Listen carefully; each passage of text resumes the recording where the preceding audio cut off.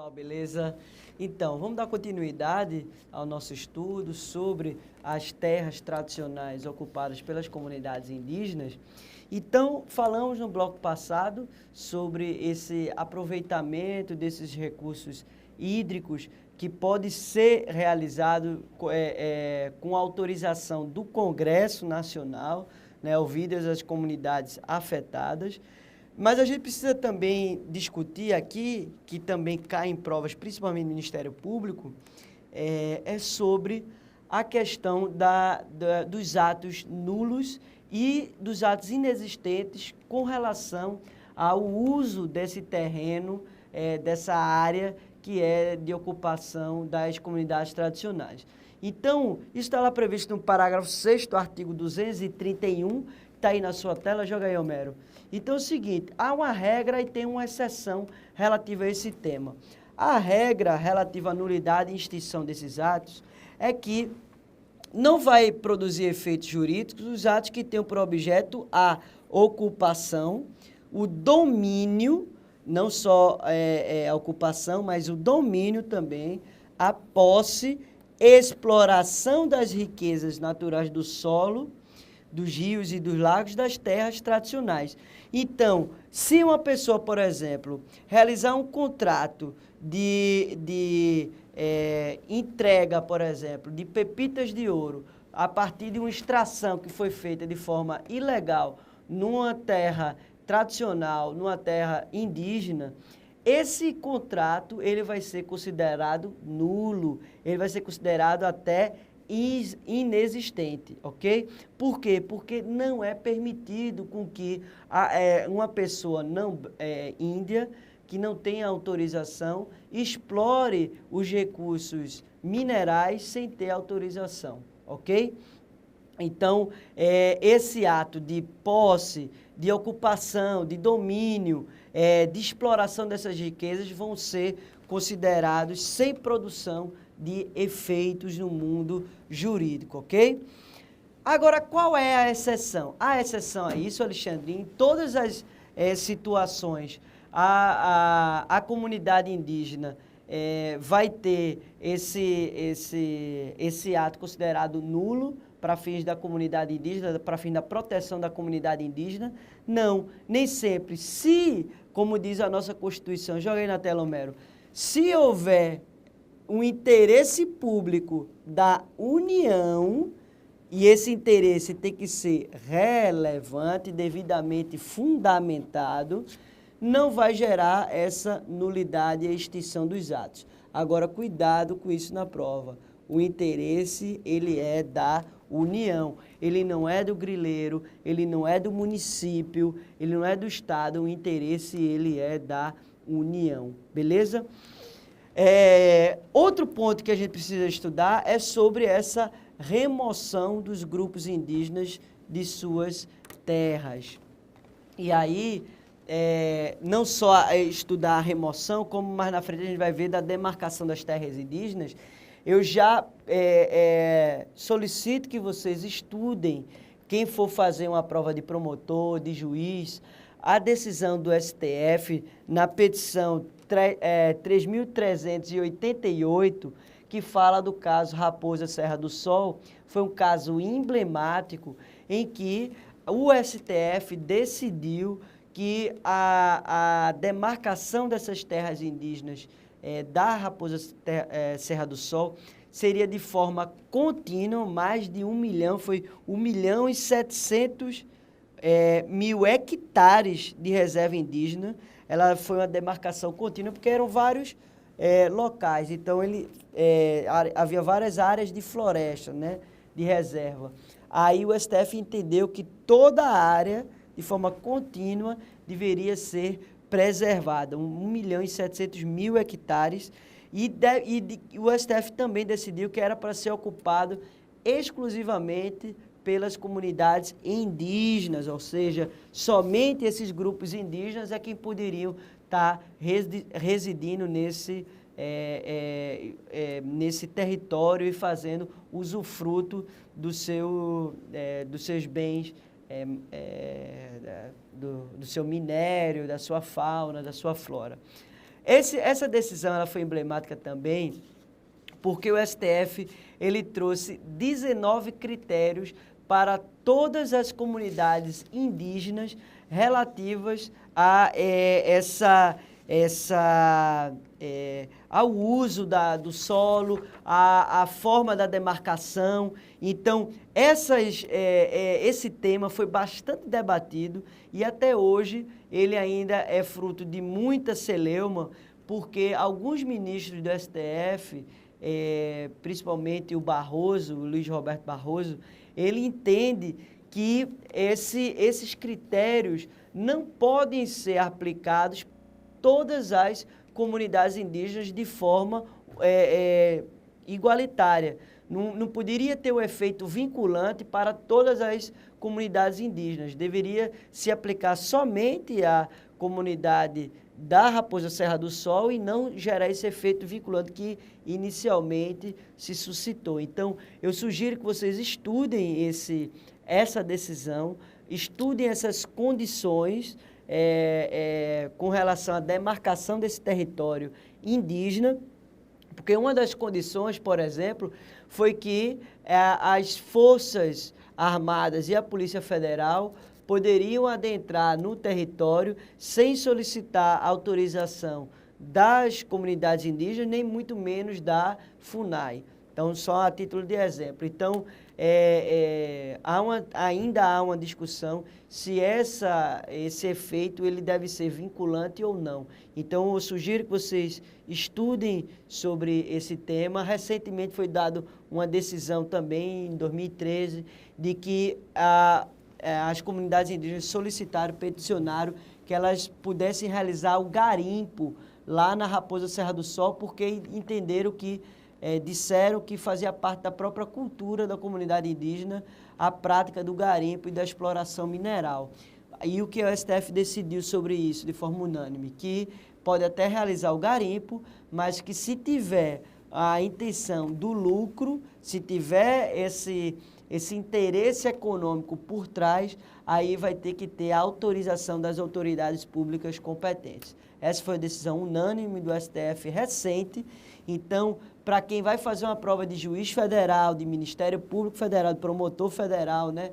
Quem vai fazer uma prova de delegado federal, eu sugiro que vocês deem uma lida, principalmente se você for para a segunda fase da sua prova, porque é uma decisão paradigmática. Se cair esse tema comunidades indígenas, vocês têm que estudar essa decisão, a petição 3.388 do STF, beleza?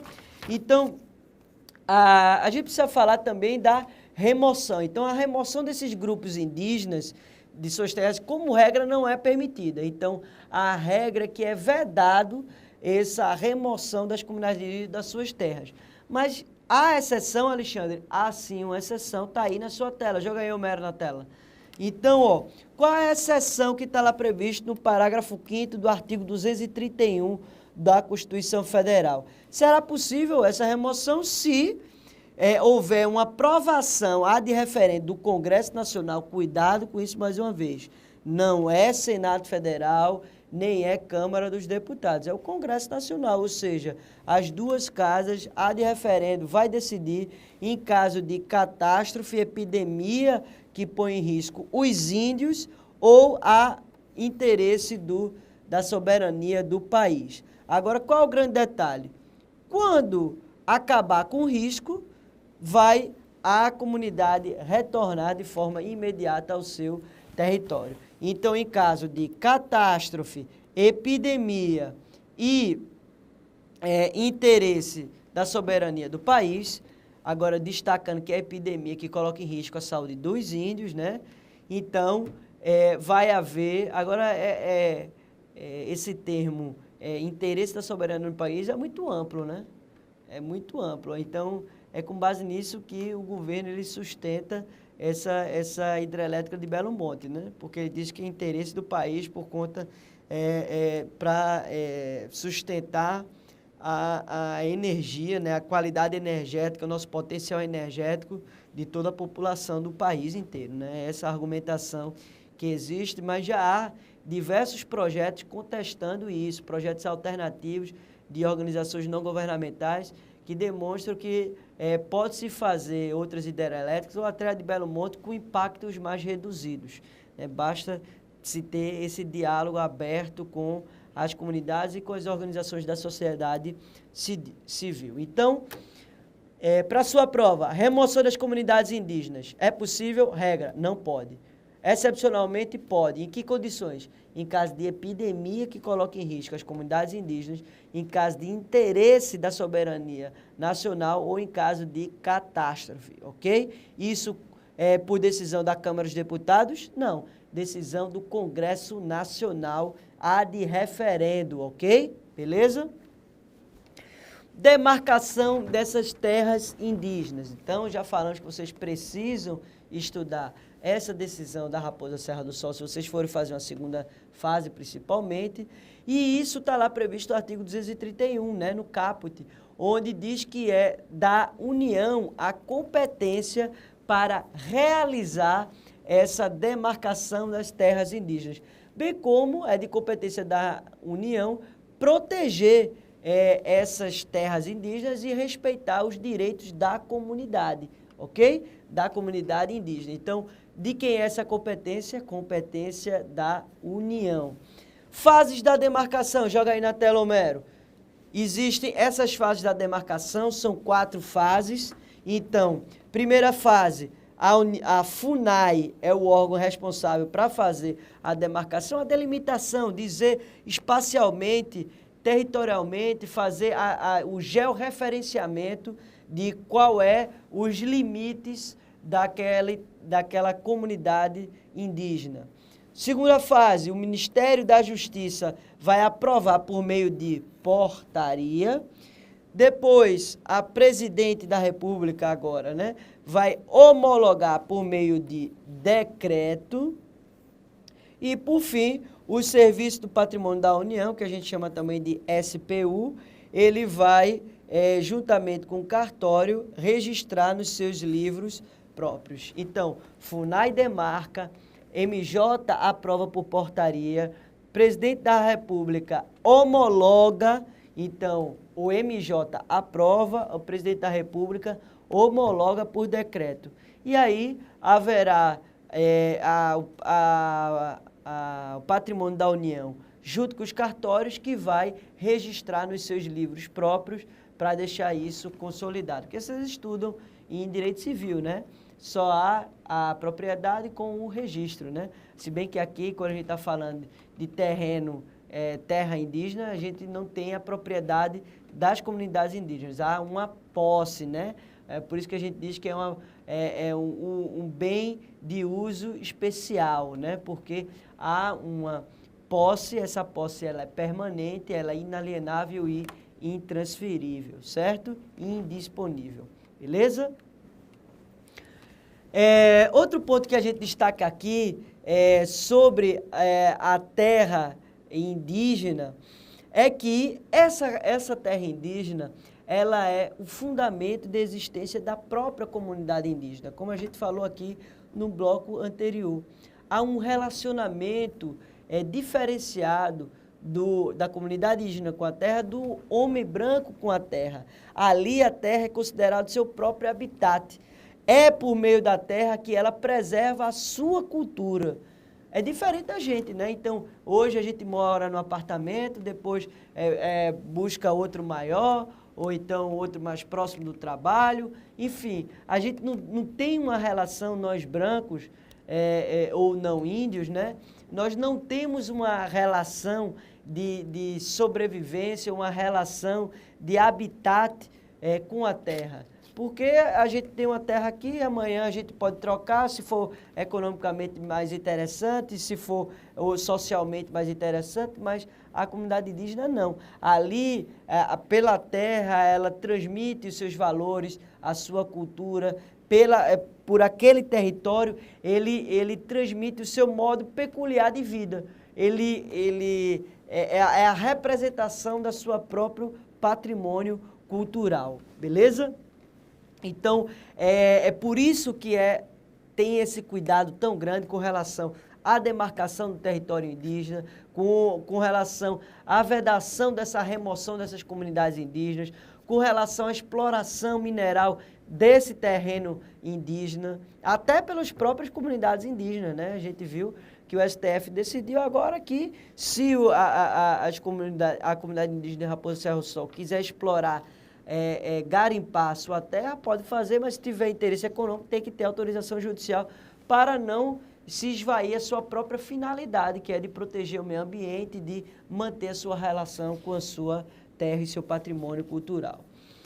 Outro ponto importante de prova com relação às comunidades indígenas é relativa à defesa judicial da comunidade indígena, dos seus interesses. Como que se faz e qual é a sua legitimidade ativa? Está aí no nosso material. Joga aí, Homero, na tela. Então, a comunidade indígena, ela tem essa sua legitimidade ativa, ela, segundo o nosso estatuto do índio, né, que a gente viu que está desatualizado, ele não tem legitimidade ativa plena. Mas, segundo o artigo 232 da nossa Constituição Federal, esses índios, suas comunidades e organizações, elas são sim partes legítimas para ingressar em juízo. Agora, vai ter que ter a intervenção do MP em todos os seus atos do processo. Aí você pode estar perguntando, Alexandre, e se a prova não falar se é relativa à Constituição Federal ou se é o Estatuto do Índio? O que eu levo em consideração? Levo em consideração a Constituição Federal, né? Porque ela é superior a uma lei infraconstitucional. Então, você vai responder na prova que o índio ele tem legitimidade para ingressar em juízo nas defesas dos seus direitos e interesses. Agora, o MP vai intervir em todos os atos do processo sob pena de nulidade, né? Então, a capacidade civil do índio, segundo o artigo 7º do Estatuto do Índio, é que os índios e as comunidades indígenas não integradas ficam sujeitos a esse regime tutelar, ou seja, são considerados absolutamente incapazes. Então, cuidado com isso para fins de prova, certo? Então, essa situação, como a gente coloca aqui, ela afeta diretamente o exercício dos direitos indígenas por seus titulares, considerando assim, então, uma expressão típica dessa integração defendida pela legislação do Estatuto do Índio. Então, cuidado com isso na prova, esse é o ponto que traz mais preocupação para vocês quando a gente fala de comunidades indígenas. Além do mais, o artigo 8º do Estatuto do Índio, ele aborda sobre a nulidade dos atos civis praticados com um não índio. Então, é o seguinte, se um índio ele praticar atos civis com um não índio, esses atos eles podem ser considerados nulos, se for realizado, como o artigo 8º diz, se for realizado por um índio não integrado, né, e qualquer pessoa estranha à comunidade indígena, e se não tiver assistência da FUNAI. Então, para fins do Estatuto do Índio, ele diz que se um índio não integrado realizar um ato, um contrato, seja ele qual for, com uma pessoa estranha à comunidade indígena, se não tiver intervenção da FUNAI, esse ato ele pode ser considerado nulo. Por exemplo, um plano de saúde. Pronto, um plano de saúde. Veja que coisa simples, né? Um plano de saúde, se uma comunidade indígena tiver interesse, né? Os membros de algumas comunidades indígenas tiverem interesse, tendo em vista a deficiência do nosso sistema público de saúde, né? Se a comunidade indígena tiver interesse e não tiver intervenção da FUNAI, veja, uma coisa simples, que é um plano de saúde, pode ser considerado nulo esse ato se não tiver intervenção da FUNAI. Percebam como é ultrapassada essa legislação do Estatuto do Índio, né?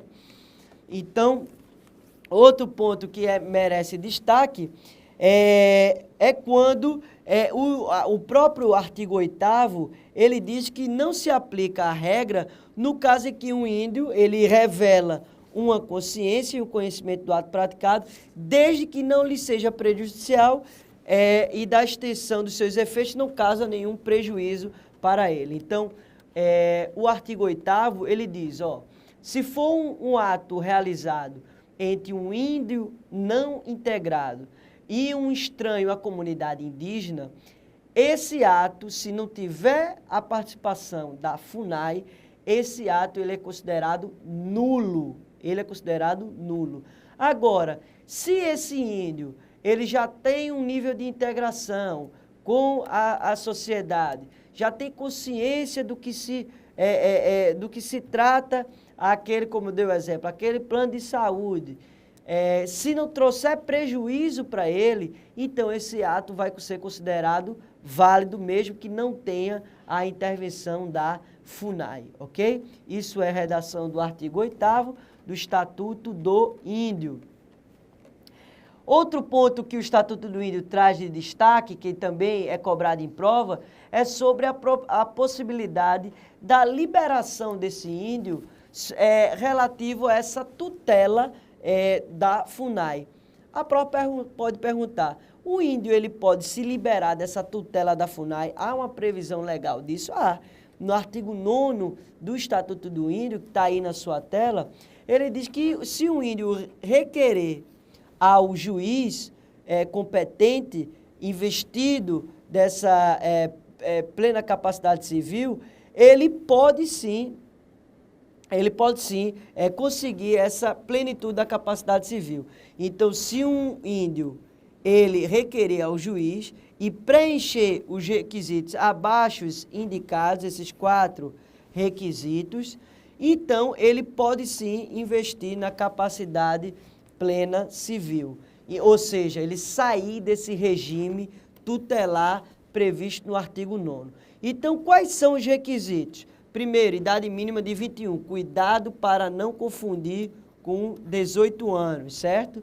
Para o índio, é considerado a idade de 21, ok? Por que isso? Porque a época do Estatuto do Índio, ele não estava em vigor o nosso Código Civil atual, né?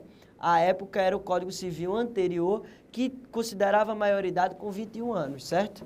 Então, mas o Estatuto do Índio continua com essa previsão, certo? Então, a idade de 21 anos, beleza? Não é 18, cuidado para não confundir isso na prova.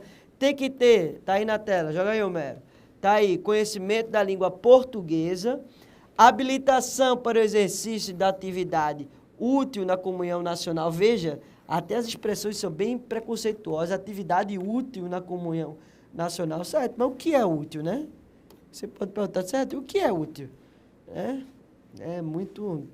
É muito ultrapassada realmente essa legislação. Razoável compreensão dos usos e costumes da comunhão nacional. Então, para fins do estatuto, que é cobrado na sua prova, se o índio peticionar ao juiz para que ele seja liberado desse regime tutelar, demonstrando que tem 21 anos de idade, que conhece a língua portuguesa, que exerce uma atividade útil e que tem a compreensão dos usos e costumes da comunhão nacional, ou seja, das comunidades não índia, então ele pode sim ser liberado e não precisar ter essa intervenção da FUNAI para fins do exercício da sua capacidade civil, beleza? Outro ponto importante, artigo 39 do Estatuto. Quais são os bens do patrimônio indígena? São esses daí, elencados nos 3 incisos do artigo 39. Está aí na tela, né, Homero? Então, simbora. Quais são os 3? Primeiro, as terras pertencentes ao domínio dos grupos tribais ou da comunidade indígena. Então, o patrimônio indígena é a terra.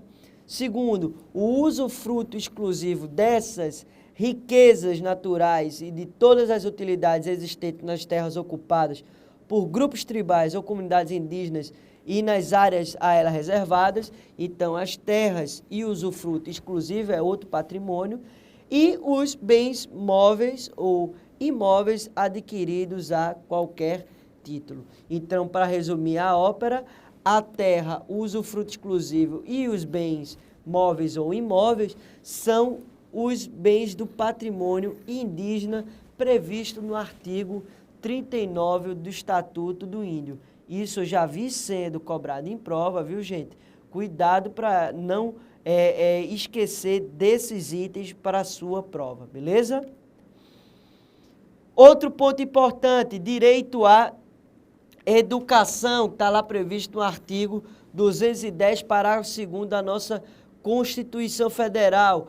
Ainda não é garantido plenamente na prática, infelizmente, mas o que nossa Constituição assegura é que essas comunidades indígenas, ela tenha salvaguardado a utilização de suas línguas maternas e dos seus próprios processos de aprendizagem no ensino fundamental regular, ok? Então, isso é uma luta histórica das comunidades indígenas, que ela tenha escolas próprias, com metodologias próprias, para repassar esse patrimônio cultural, a sua língua, as suas tradições, os seus costumes. Então, porque a língua, a gente sabe que a língua, ela faz parte da própria identidade de uma nação, de um grupo específico. A gente se considera brasileiro pela nossa língua, pelos nossos hábitos, pelos nossos costumes. Não é diferente da comunidade indígena. A comunidade indígena se considera indígena pela sua língua, pelos seus costumes, pelos seus hábitos. Então, a escola, ela deve proporcionar essa metodologia própria, inclusive também sendo ministrado em língua portuguesa. Também pode ser ministrado em língua portuguesa, mas deve-se garantir isso para as comunidades indígenas, porque é uma forma de se preservar esse patrimônio cultural. Beleza, gente? Então, sobre as comunidades indígenas, era isso que a gente precisava estudar, principalmente, né? Não dava para a gente abordar todos os meandros relativos a esse tema, porque realmente é muito extenso. O Estatuto do Índio, ele é extenso demais, então, se no edital da prova de vocês caiu o Estatuto do Índio, eu sugiro que vocês façam uma leitura atenta. Aqui a gente apontou e pontuou os principais itens cobrados nas últimas provas. Então, se vocês estiverem estudando e tiverem qualquer dúvida relativa à interpretação de um dispositivo do Estatuto do Índio, pode mandar para mim, que a gente vai ter o prazer de responder e sanar qualquer dúvida, beleza? Vamos entrar agora, no finalzinho desse bloco, na proteção de outros grupos vulneráveis, agora sobre a pessoa com deficiência. Esse tema, no nosso Estado brasileiro, ainda é relativamente novo. Ele surge principalmente com a nossa Constituição Federal de 88. Esses movimentos sociais, eles saem da invisibilidade, da incapacidade que se tinha para se tornar as pessoas com deficiência sujeitos de direito. Antes se tinha a dimensão de que a pessoa com deficiência era coitadinho, que tinha que ficar dentro de casa, que não poderia estar executando um trabalho, um ofício, que se entendia que não era uma população ativa. Mas hoje isso paulatinamente vem sendo quebrado, vem sendo desmistificado, inclusive com legislação específica, para que tanto em concurso público quanto nas empresas, no setor privado, seja obrigatória a contratação das pessoas com deficiência para fins de garantia desse seu direito ao trabalho, dessa sua proteção à sua dignidade humana. Então, no próximo bloco, a gente vai tratar de forma mais específica e detalhar a conceituação e trazer alguns conteúdos que são sempre cobrados nas suas provas, beleza?